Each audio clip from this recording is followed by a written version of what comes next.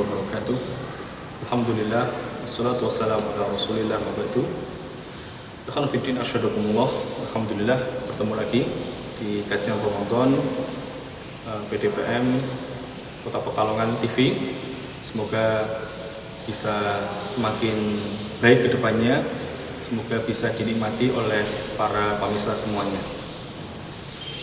Ikhwan fillah asyhadakumullah. Alhamdulillah pada bulan Ramadan ini kita masih diberikan kekuatan oleh Allah Subhanahu wa taala dalam menjalankan segala rangkaian ibadah yang ada di bulan Ramadan, dari puasa, tilawatul Quran, kemudian qiyamul lail dan sunah-sunah yang lain.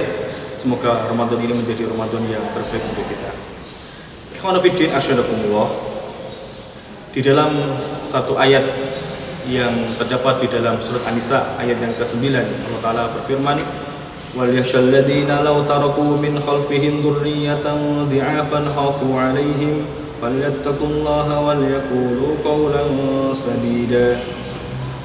وَلْيَخْشَ الَّذِينَ لَوْ تَرَكُوا, hendaklah khawatir orang-orang yang lau taraku, seandainya mereka meninggalkan, min khalfihim, di belakang mereka, dzurriyyatan di'afan, generasi yang lemah, generasi yang payah, khafu alaihim, yang mereka khawatirkan atas mereka, falyattaqullah, hendaklah mereka bertakwa kepada Allah, wal yaqulu qaulan sadida, dan mereka mengatakan perkataan yang lurus.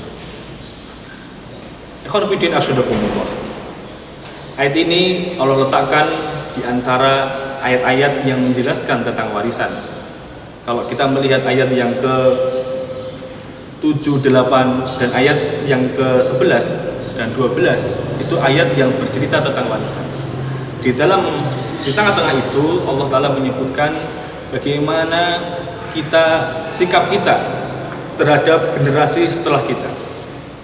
Banyak orang punya asumsi, punya pandangan, ketika kita khawatir dengan generasi mereka, hendaklah kita tinggalkan harta sebanyak-banyaknya, hendaklah kita tinggalkan uang, tinggalkan materi sebanyak-banyaknya, sehingga itu menjadi modal bagi mereka, menjadi kekuatan finansial bagi mereka. Tetapi para ulama menyebutkan ayat ini justru sebaliknya. Tidaklah cukup seorang keluarga meninggalkan keturunannya hanya bermodalkan materi saja. Tidak cukup. Maka ada dua hal yang harus diperhatikan oleh kepala keluarga, oleh orang yang sudah menikah dan mempunyai keturunan. Hendaklah memperhatikan dua hal. Yang pertama adalah falyattaqullah, yaitu bertakwa kepada Allah Subhanahu wa taala, yaitu dalam lingkup adalah spiritual, masalah ibadah dia kepada Allah, wal yaqulu qaulan sadida, dan berkata yang lurus, yaitu dalam masalah akhlak, dalam masalah bagaimana dia beretika, beradab kepada Allah, kepada Rasulnya, dan kepada manusia pada umumnya. Sebab kalau kita perhatikan, jika seseorang mempunyai anggapan, mempunyai pandangan bahwa harta adalah segalanya, harta adalah penopang kehidupan generasi setelahnya, itu salah besar. Itu salah besar. Kenapa? Karena itu bukan menjadi tujuan atau prioritas utama kalau kita melihat dalam ayat ini.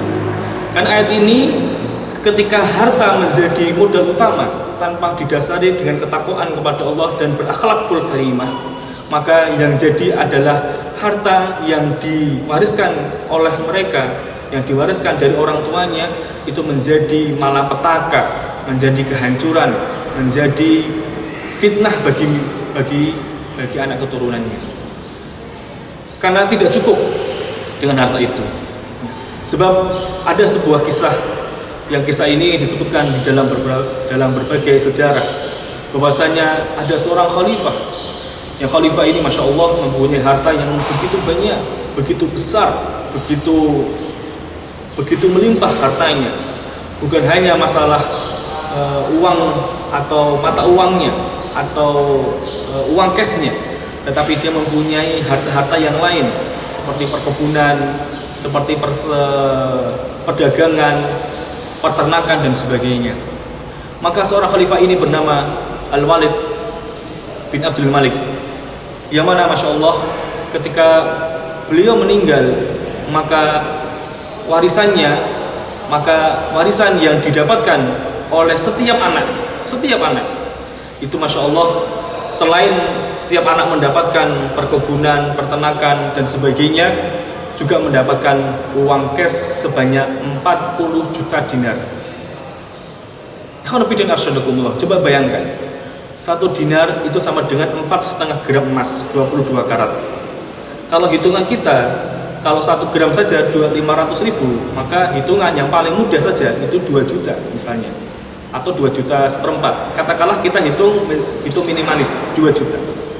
Maka kalau kita kalikan dengan 40 juta dinar, Masya Allah, harta yang diwariskan Al-Walid bin Abdul Malik kepada anaknya, setiap anaknya itu mendapatkan 40 juta dinar uang cash, belum yang lain. Tetapi Masya Allah, uang yang begitu banyak pasca 20 tahun, pasca meninggalnya ayahnya 20 tahun kemudian, dan waktu itu runtuhnya Bani Umayyah dan diganti dengan Bani Abbasiyah, maka kita tahu bahwa keturunan dari Al-Walid bin Abdul Malik akhirnya harus rela hidup untuk mengemis dari satu rumah ke rumah yang lain. Kenapa? Karena harta tidak cukup untuk ditinggalkan. Karena harta tidak cukup ketika kita harus meninggalkan generasi kita. Sebaliknya, ada seorang khalifah yang luar biasa, khalifah yang terkenal, khalifah yang sangat jujur, yang sangat alim, yang sangat abid, yang sangat rajin beribadah kepada Allah, yaitu adalah Umar bin Abdul Aziz. Yang mana Umar bin Abdul Aziz ini mempunyai anak keturunan. Ketika beliau mau meninggal, maka diwariskan kepada setiap anak itu 80 dirham. 1 dirham sekitar 70.000 rupiah.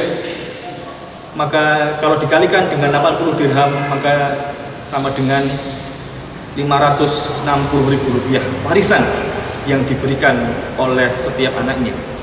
Maka seorang menteri yang menjadi tangan kanan Umar bin Abdul Aziz merasa iba, merasa kasihan kepada warisan yang akan didapati anaknya, didapati setiap anak dari Umar bin Abdul Aziz. Maka berkata kepada Umar bin Abdul Aziz, "Wahai Umar bin Abdul Aziz, saya ini orang yang kaya. Saya adalah orang yang kekayaan saya ini bukan hanya didapatkan dari saya menjabat sebagai pejabat, bukan, tapi saya juga berdagang. Saya mempunyai harta yang begitu banyak. Tolong wasiatkan ke saya agar saya yang akan menanggung semua anak keturunan kamu. Saya akan memikul semua biaya. Saya akan menanggung semua biayanya." Kemudian apa kata khalifah yang soleh ini? Beliau mengatakan, "Tidak, saya sudah titipkan kepada yang lebih kaya daripada engkau." Kemudian ditanya, "Siapa yang lebih kaya daripada saya?" Kemudian Umar bin Abdul Aziz menjawab, "Yang lebih kaya daripada kamu adalah Allah Subhanahu wa taala, wa huwal ghaniyyul hamid." Allah Maha Kaya lagi Maha Terpuji. Maka dari cerita ini hendaklah kita paham bahwa ketika pasca meninggalnya Umar bin Abdul Aziz dan runtuhnya masa dinasti Bani Umayyah dan diganti dengan dinasti Abbasiyah, maka anak-anak Umar bin Abdul Aziz menjadi muzaki yang terbesar pada zamannya, menjadi orang yang banyak mengeluarkan zakat di zaman itu. Sedangkan anaknya Al-Walid bin Abdul Malik menjadi pengemis yang harus mengemis dari rumah ke rumah. Maka ikhwan fillah asyarakumullah, bahwa tidak cukup dengan harta yang kita tinggalkan kepada generasi kita, tidak cukup. Maka menjadi modal kita sebagai orang tua harus cerdas dalam memilih ketentuan, memilih pilihan kepada anak. Yang harus kita utamakan, yang pertama adalah falyattaqullah, yaitu bertakwa kepada Allah Subhanahu wa taala. Kita ajarkan kepada mereka aspek-aspek spiritual, aspek-aspek ilmu syar'i, ilmu agama. Yang kita harus berikan kepada mereka, yang harus kita tanam kepada mereka adalah bagaimana anak-anak kita ini faham kepada syariat Islam, kepada aturan-aturan Allah, kepada halal, kepada yang haram. Kemudian bagaimana bisa melaksanakan itu dengan sebaik-baiknya. Dan jangan sampai berbuat syirik kepada Allah Subhanahu wa taala. Karena kalau kita melihat wasiat-wasiat yang diberikan oleh para nabi dan orang-orang soleh dalam Al-Qur'an, yaitu mereka berwasiat jangan sampai mereka menyekutukan Allah Subhanahu wa taala, sebagaimana Kata Luqman bin Hakim, wa id qala Luqmanu li ibnihi wa huwa ya'iduhu ya bunayya la tusyrik billah. Jangan syirik kepada Allah Subhanahu wa taala. Wa id qala sebagaimana kata Yakub alaihi salam kepada anak-anaknya, yaitu ma ta'buduna min ba'di, apa yang kalian sembah setelah aku meninggal? Qalu na'budu ilahaka wa ilaha abaika Ibrahim wa Ismail wa Ishaq ilahu wahida. Wahai Bapak, kami pasti tetap akan menyembah Allah, Tuhan satu-satunya yang tidak berhak untuk disekutukan. Maka itu yang harus kita berikan, nilai-nilai spiritual, nilai-nilai akidah, nilai-nilai syariat yang harus kita tanamkan kepada mereka. Kemudian yang kedua yang harus kita tanamkan, yang menjadi utama kita adalah bagaimana kita menanamkan akhlak sedalam-dalamnya kepada mereka.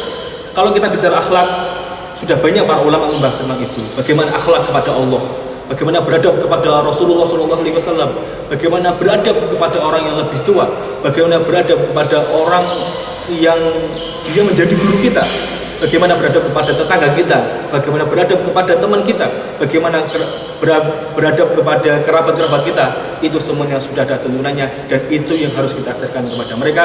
Jangan sampai kita salah pilih, kita pentingkan harta dengan menjadi tujuan utama, nanti pada akhirnya mereka menjadi orang yang rusak di kemudian hari. Maka yang harus kita pentingkan adalah bagaimana kita menanamkan nilai-nilai akidah, nilai-nilai syariat, dan nilai-nilai akhlak kepada mereka. Setelah itu baru mereka memilih untuk masalah duniawinya. Mungkin itu yang bisa kami sampaikan, kurang lebihnya mohon maaf. Semoga bisa bermanfaat untuk kita. Aku qouli hada, astaghfirullah li wa lakum. Assalamualaikum warahmatullahi wabarakatuh. Innallaha wa malaikatahu yusalluna